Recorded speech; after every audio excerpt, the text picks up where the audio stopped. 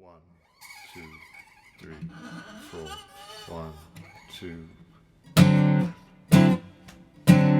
Let me tell you how it will be. There's 1 for you, 19 for me. 'Cause I'm the Taxman. Yeah, the Taxman. Should 5% appear too small? Taxman. Thankful I don't take it all. Taxman. 'Cause I'm the Taxman. Yeah, the Taxman.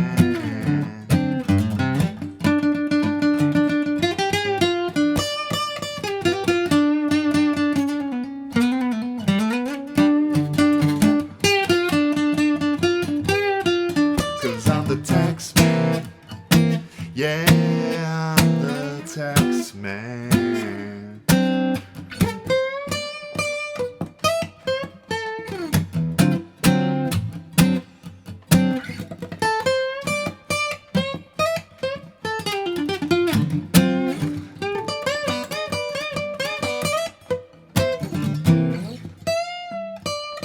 Hey everyone, welcome to MT Guitar. Today we're doing Taxman by the Beatles. This was the first song off Revolver, and just a really fun song to play. It's a great song for beefing up our dominant 7th chords, both like a D7 here and a D7 sharp 9, which some people call this the Hendrix chord because we see it on Purple Haze, right? 7 sharp 9, really great chord to know. But this is a blues chord and a jazz chord, right? So we're going to learn those chords. Just a little bit of backstory on what's going on with Revolver right now. There's a remix set to be released of the whole album in late October, I believe. And this song, Taxman, has already been released. It sounds great. I thought the guitar was a little low in the mix, a little lower than definitely the original Revolver release of '66. So not sure why the guitar got turned down so much, but everything's really crystal clear and nice. And this is a George Harrison song. You know, and this is sort of this album in general is a departure into more, a little more hard edge, also psychedelia, right? So the whole Revolver album, one of my favorites, I think the best Beatles album probably.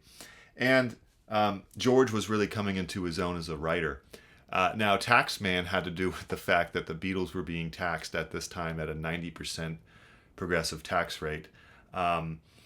And George had a problem with that, especially because he thought that a lot of the money was going towards military weapons and stuff. So he said, you know, this is ridiculous, right? So he wrote this song, Taxman, talking about that. And he actually mentions Wilson, who was the labor leader at that time, and Heath. So those were 2 actual politicians. So George was name dropping them in this song, which is interesting.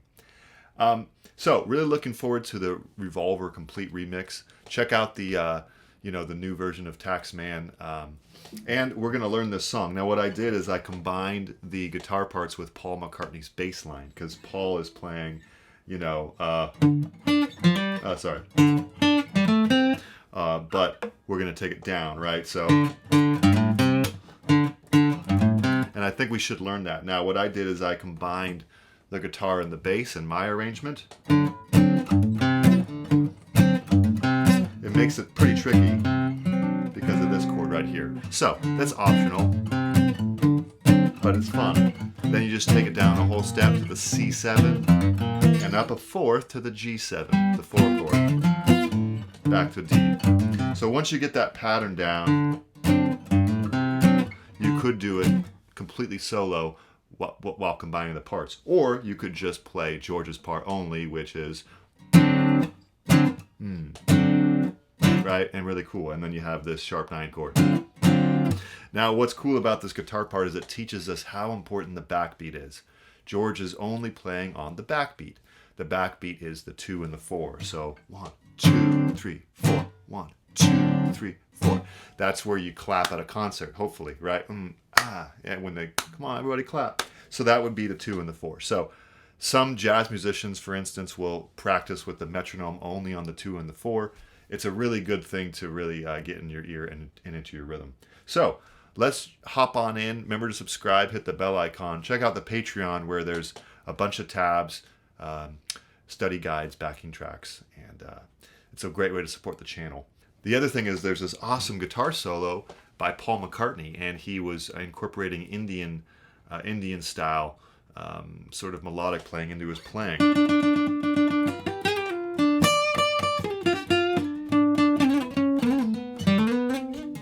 Just crazy sliding stuff from basically their exposure to sitar music and to Indian music. And of course we know that George played sitar on Norwegian Wood on the previous album, right? And so Paul was loving it. Swinging London was emerging around this time, and people in London especially were really interested in Indian music, music of of a whole different thing. People were getting into marijuana and LSD and this and that. So people were expanding their minds in the 60s, and we see a very early instance of it in this guitar solo from Paul. So I will teach you that as well. So let's go ahead and jump in and learn this. All right, so we're going to start with just the guitar part by itself. Okay? And then once you get that chord down, it works for C7 and for G7. And this is a crucial dominant 7th chord to know. So hopefully, this will be added to your vocabulary in general, and you can use it for any kind of blues as well. So you've got 5, that's your D, 4, that's your 3rd, 5, that's your flat 7, that's what makes it a dominant 7, and then we're going to play the root again on the 3rd fret 2nd string. So it's from the 5th string down, 5, 4, 5, 3. And the 1st string is going to be muted by your 1st finger. And I've mentioned a few times lately how muting is really essential to advance in guitar. You want to be able to mute things. And I'm automatically muting the 6th and 1st string without even thinking about it because I've played this chord enough times, right? So something to work at. So we're going to do 1, 2, 3, 4. 1, 2, 3, 4. Notice my left hand is pushing down, 1, 2, 3, lifting up when I want the sound to go away. 1, 2, 3, 4. 1, 2, 3, 4. That means my right hand is only doing this. Right? Okay. So long and short is the pattern. 1, 2, 3, 4. 1, long, short, short, long and short. Okay? And then, so when the lyrics start, let me tell you how it will be. We do a D7 sharp 9, 5, 4, 5, 6, and we go down, down, 4, 1, 2, 3, 4. So let's do that again. 3, 1, 2, 3. Let me tell you how it will be. Here we go. 4. There's one for you, 19 for me. Again. Back here. Now we go down 2 frets to the C7 for the chorus, because I'm the Taxman. See? Pretty easy.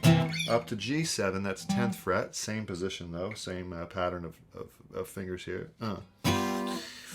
Then back here.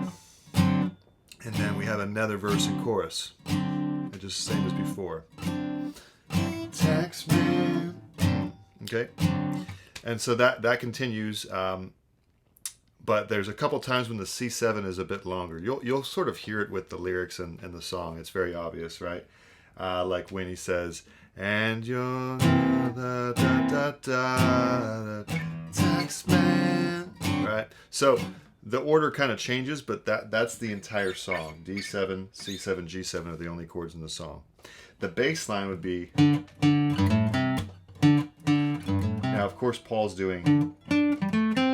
But, that would be too high to sound like a bass line. So we're doing it here. And if you wanted to combine it, you could basically go. It's hard because this is not a natural chord to play. But that would be bass line, bass note, down, then bass line. And then you would get the rest of your D7 ready here. So you're at 3rd fret for the bass. So sorry, let me back up. It's bass note, down, 3 to 5 hammer on, 3rd fret, 5th string. Now get your 4th, 5th, 3rd fret ready for the down. Let me tell you how it will be. And then back to it. There's one for you, 19 for me. Again. And notice that when we go into the chorus, we do the same bass line in chords. Same thing with G. Okay. Now for the solo,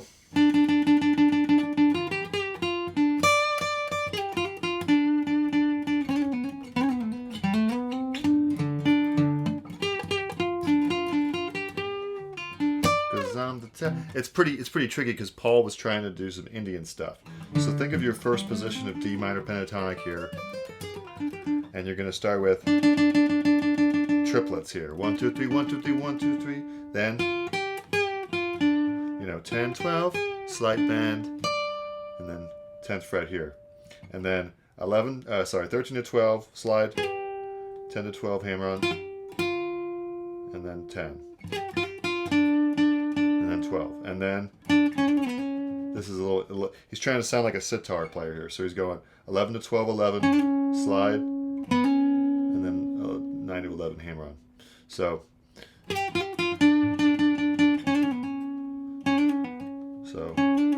pull off 11, and then same thing here.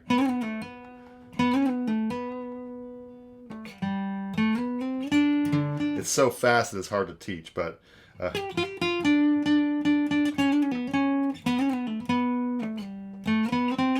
that's pretty much. Then another chorus. So that solo, I wouldn't worry about the exact rhythm and notes of it. It's just kind of wild, but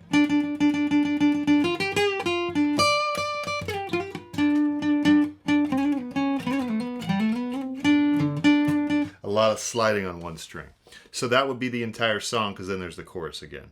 So this part is accessible for a beginner, but if you're going to play the solo or the bass line with it, obviously it gets more tricky, but it's a lot of fun. So you'd want to work on that nice and slow and see if you can get it. So hopefully that makes sense, and enjoy.